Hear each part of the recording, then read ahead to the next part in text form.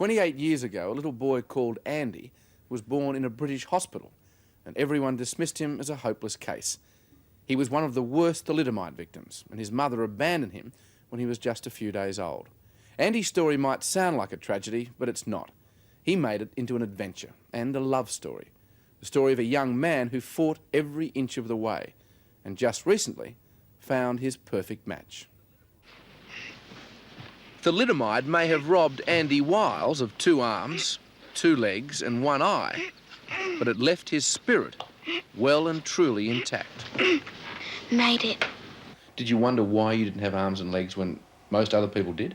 Well, I just thought, I was only small. I mean, nobody told me what was going on. I just thought I must have done this great, evil thing.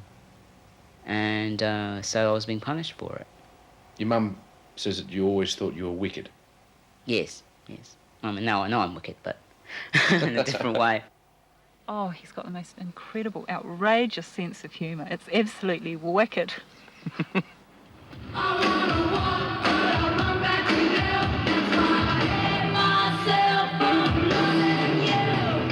Confident, outgoing and going places. Disability hasn't stopped Andy Wiles from living a full life. And love has had a lot to do with it.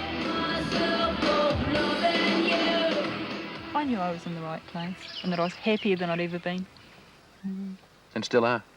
In love, yes. There certainly wasn't much love in the institution where Andy spent the first 9 years of his life. A childhood he would reenact for this BBC drama. I sort of can understand and empathise with people who have been in concentration camps. Was that bad?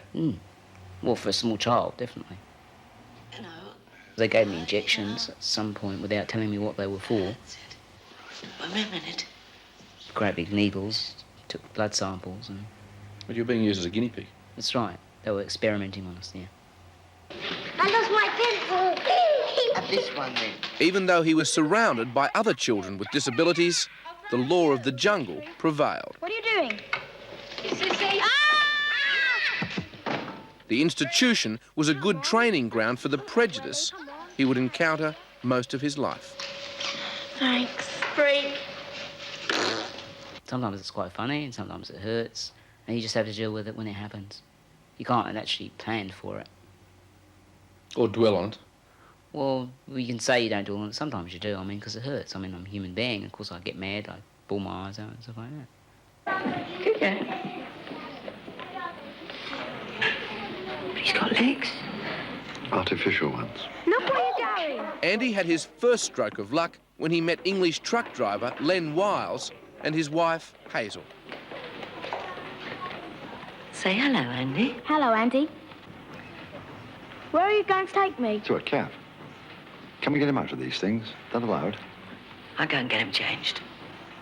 She just picked him up, laid him on the bed, and the next thing I see was his little torso, little tiny flippers, no arms at all, still chatting away, and I'm just glaring, and I'm not seeing what I'm not believing what I'm seeing. What were you thinking?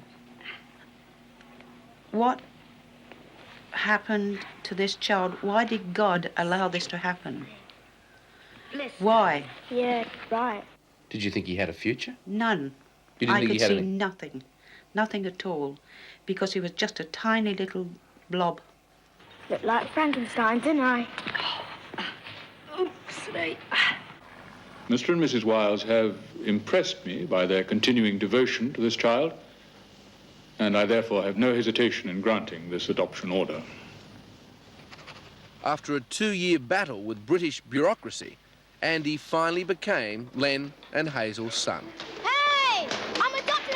Hey! And in celebration of his new status, he changed his name to Terry. No, shut up, Andy. Terry.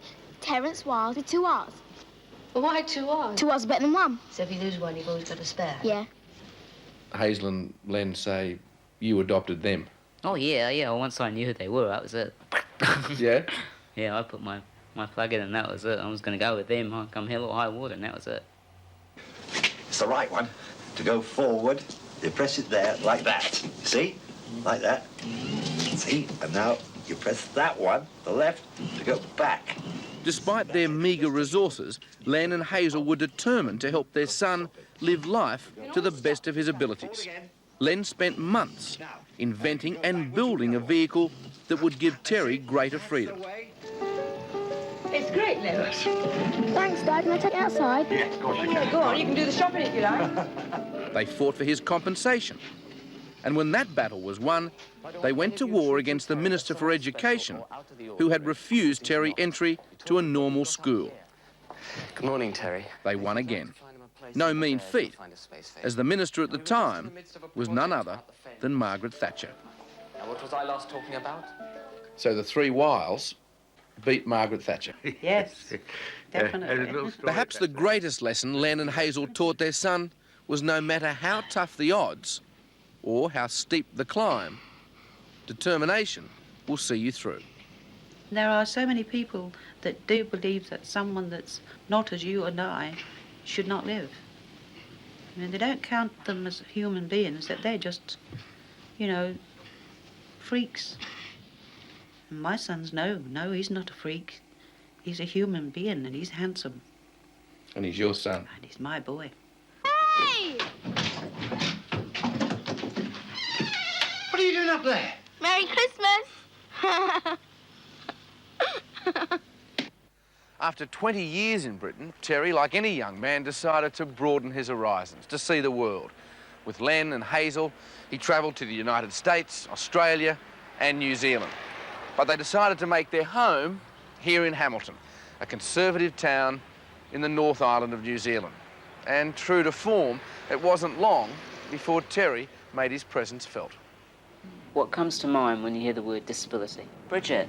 I think wheelchairs, crippled, that sort of thing. These days, Terry is teaching the able-bodied of Hamilton about disability. Someone without an arm or a leg. This is a class of aspiring social workers. I look at different terms that were used. Another one I heard was crippled. And that term really gets right up my nose because I think I see crippled as a put down. Terry is also assistant director of a local lobby group for children with disabilities. Today, they're demonstrating in Hamilton's main square, building bridges with the rest of the community.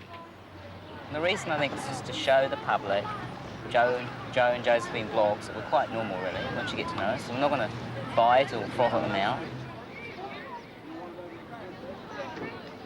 For the local children, Terry has become a hero, a Pied Piper on wheels.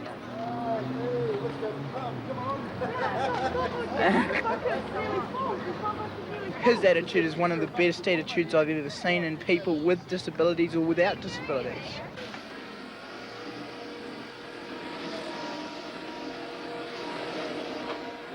Terry says there's no such thing as disabled people, just people with disabilities.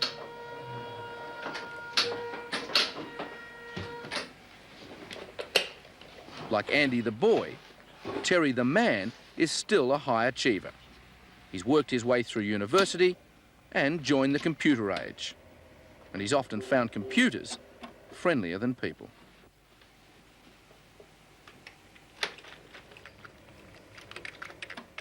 Has it been difficult for you making friends? Not for me, for them, I think. When I make new friends, I say to them, well, okay, I'll go out with you. That's fine. I don't mind going out with you, but I'm going to need to go to the toilet. And if you're with me, you might be the one that has to take me. And so sort of, you can usually tell they sort of either stay there for ages or they vanish into the night and you never see them again, which is quite funny sometimes. If it's been hard for Terry to find a true friend, it's been a lot harder finding true love. Had you ever fallen in love before? Oh yes, I had, and I thought, gee, that's great. Now I'm gonna marry this person, but she obviously didn't feel that way, and so we parted, and that was it. And you were hurt? Oh, I was crushed, yes, because it came down to my disability. There's a pattern that emerges in Terry Wiles's life. Just when his future looks bleak, his number comes up. So it was that right on cue, Robyn came into his life. Can we help you with something? I think we sort of like, we were intertwined the first time we met. Like, we met each other and there was this, you know, and this ding-dong and this, we were together and that was it. Right, here you go. Let me plant a kisseroo on you. Oh, well, it's just because it's I can remember thinking that Terry was really handsome and his jaw was really strong, you know, he looked very determined but very humane. Yeah, I just felt instantly attracted to him. What is it about her that you love? Her green eyes, they're really lovely. Her face, it's just soft and gentle. Her strong side, she's quite strong. She's always there for me, totally supportive. I don't even have to say things and she looks at me and goes, yes, I know, What a blessed shot! Bowling is not one of my fortes. No, really? What? Too far? Little back a bit. We're very particular, aren't we? Oh, yeah. Very Got a particular. flash you, so, you know. Slightly to the left, I think. As individuals, Terry and Robyn are a study in physical contrast. It's later, darling. You know it's later. As a team, they put the able-bodied to shame.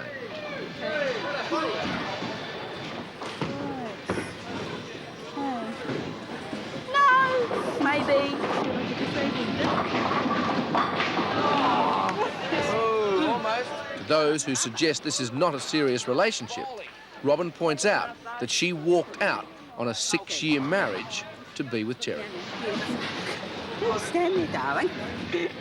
And Robyn, you actually left your able-bodied husband Yes, for Terry. yes. I met Terry and he was the person that, yes, I was in love, that I wanted to be with. But it wasn't easy because I was brought up very strictly that you stay with the one person, you don't leave your husband for another man. Who rang? It was David. Oh, excellent. Yeah, about the computer. So, do I bring him or what? There's a number there. For Robyn, this is a relationship with a full-time commitment. To fall in love with Terry is one thing, but to stay in love with a man she must carry, bathe and care for day in and day out is certainly another. Robyn, do you realise how much of your life you're going to have to give up to spend it with Terry? See, that's wrong. I haven't given anything up. I've gained so much. I've never been so happy in my whole life. I've never looked so happy. I feel I've never felt so well. I've never laughed so much. Really, your life has changed that much for the better? 100%, yeah, full circle.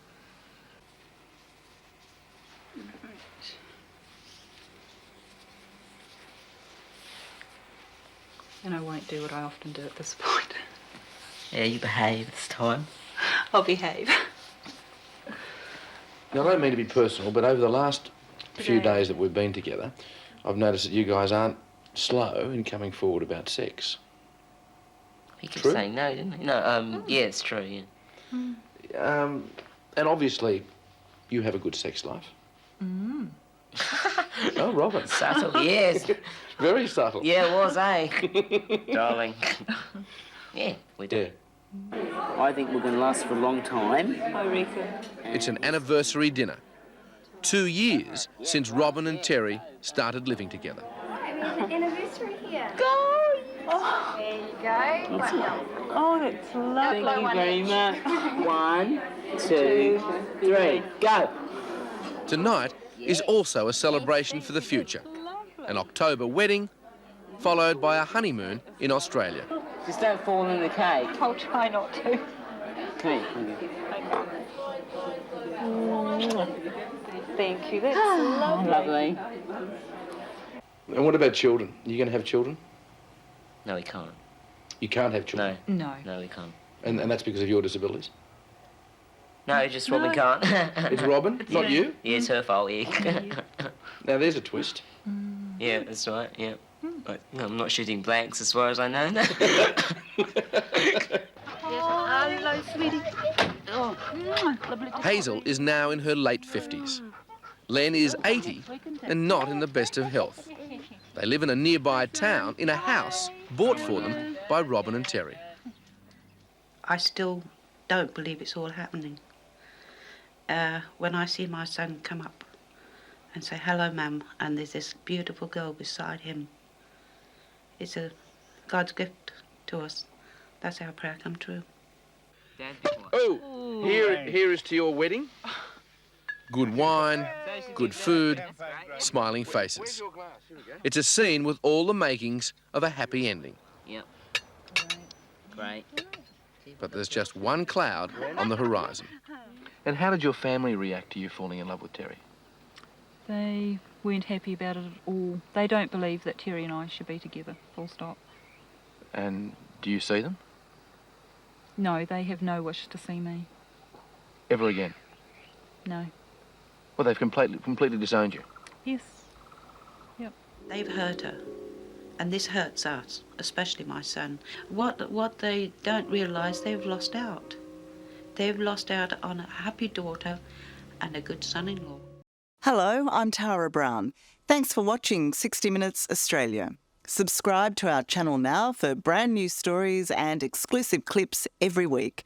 And don't miss out on our extra minutes segments and full episodes of 60 Minutes on 9now.com.au and the 9Now app.